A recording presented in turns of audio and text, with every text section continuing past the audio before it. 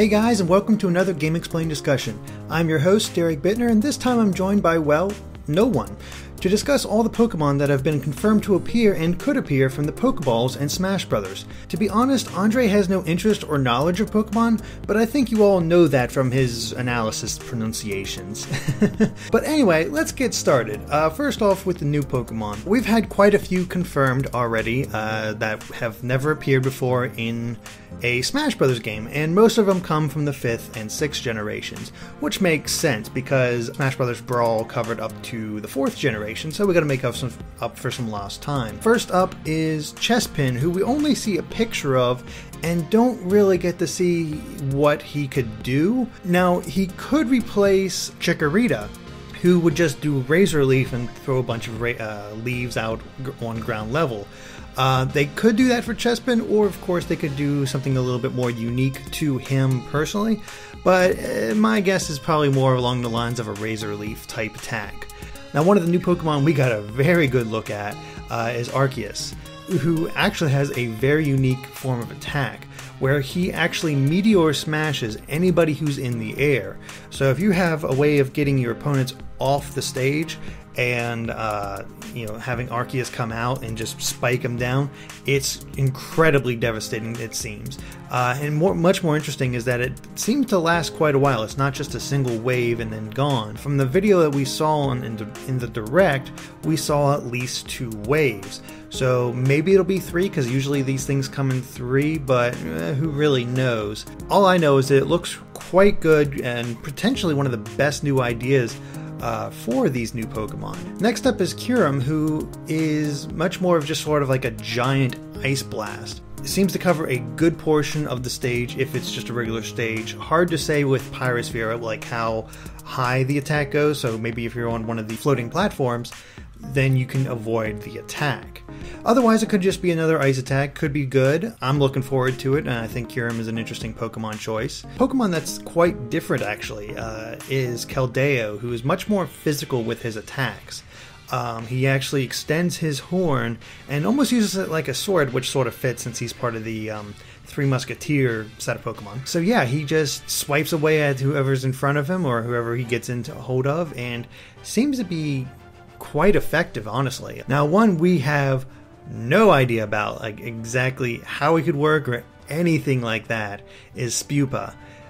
It's sort of an odd choice because, we've had bug Pokemon appear before in the form of like Scizor and Beedrill and stuff like that, but they're a bit more mobile and much more attack-like. We've never had the cocoon form of one of the bug Pokemon appear before. So you never see Metapod pop up, or you never see Kakuna show up. It's just, sort of standard.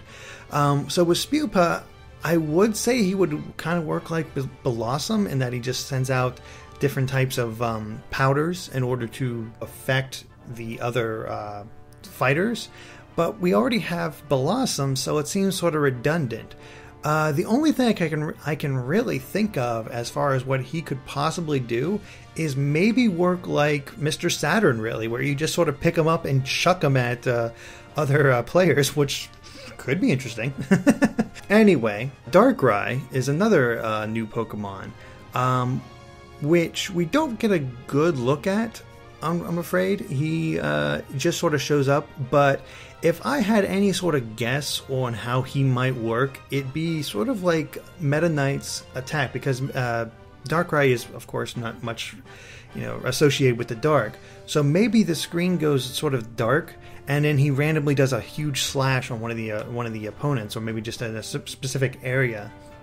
Or he could just make the whole area go dark and make it hard to see for players. There's a couple different options here. Well, what's interesting with the next Pokemon return, and it's technically new, but it's also kind of returning, is Palkia, who showed up as a stage hazard in Smash Brothers Brawl. And he would basically show up in the spear pillar and cause the stage to flip upside down. So it mess with your head. You'd have different troubles with that. You definitely sort of like had to adjust for his appearance. And that seems to be the case for his appearance as a Pokeball Pokemon. And he just sort of flips the stage, and who knows how long it lasts. Probably not too long. Probably not longer than 20 seconds or so. Just enough to annoy people and maybe throw some off. Imagine if somebody's trying to get back to the stage and he flips it, and I'm sure that's going to mess with your head and make things a little tricky. It's interesting they brought him back as a Pokeball Pokemon. So I think, as we've seen before, we have some of the classic stages coming back in the form of Jungle Japes and the Halberd. I don't think we can expect Spear Pillar to be back just because we have Palkia here as a Pokeball Pokemon. Of course, there could be multiple Pokemon, but I just think it wasn't quite popular enough. I don't think I knew many people who really enjoyed fighting on that stage. I could be wrong. It has happened before. Next up, we have Fennekin, who has something a little bit different, I think. It looks to be the move Ember, though it has some effects like Fire Spin, because not only does he send out the little fireballs, but they last a while and sort of envelop whoever he hits in the flame. But yeah, just a simple little Pokemon, nothing too big to worry about, but still could be effective in, cases just holding up people and starting up different fights and stuff like that. Next up, we have another legendary Pokemon, Meloetta, who sends out musical notes that bounces off everything. So we see these musical notes do not stop bouncing around until they either go off screen or hit another player.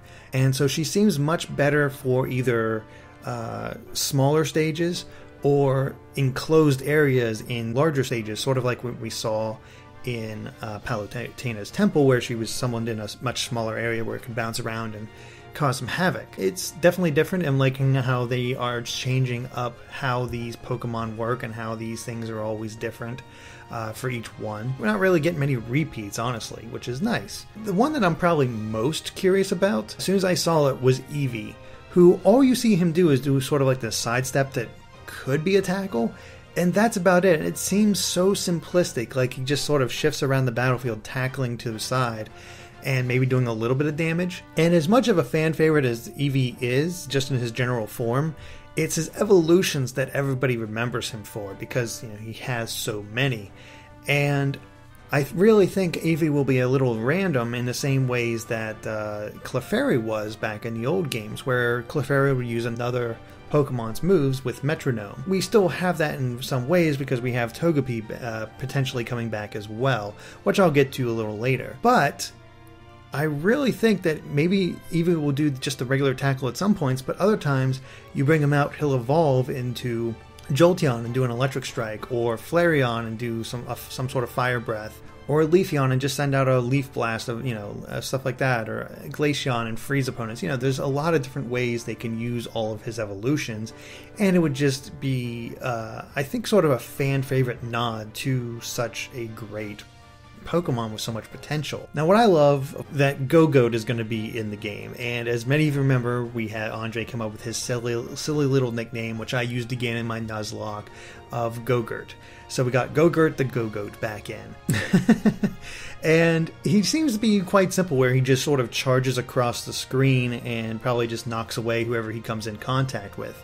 Nothing too fancy, but it is kind of cool that whoever summons him, presumably it was Mario who summoned him, unless everybody can just pile on and ride him, as sort of a callback to his rideable status in X and Y.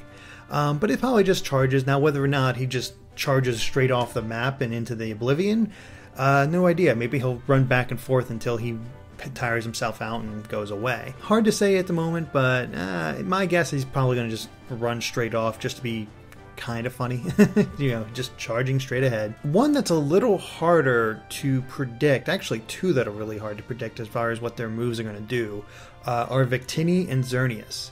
Victini, because he just sort of flies up and does a little pose, which is very similar to how Mew and Celebi worked in previous games. I don't think he'll just be sort of there to show up and say, hey, he showed up. I really think he'll give some sort of boost. Like, he is the Pokemon of victory, so maybe whoever releases him gets some sort of boost in either like power, defense, speed, something to that effect whenever he appears.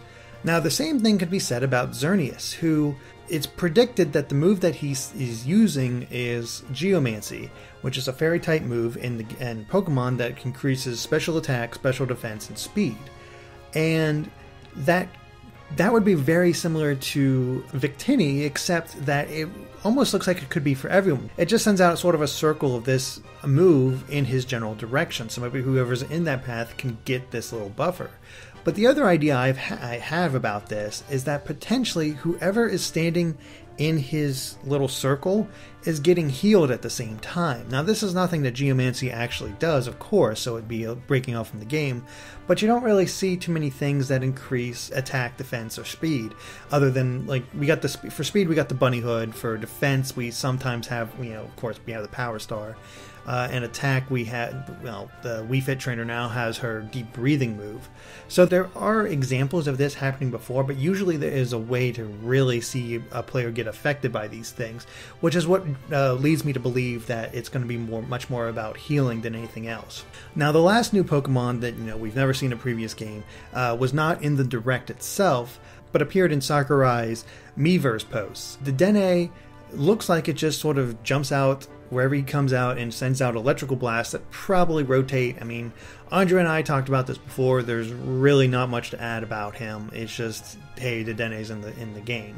Now, that would be all of them, but with that new set of pictures that came out showing off each of the 5 new characters, we got 2 more screenshots of Pokemon that were not confirmed before. One of which is Latias, which we see, just sort of flying around but not really doing anything.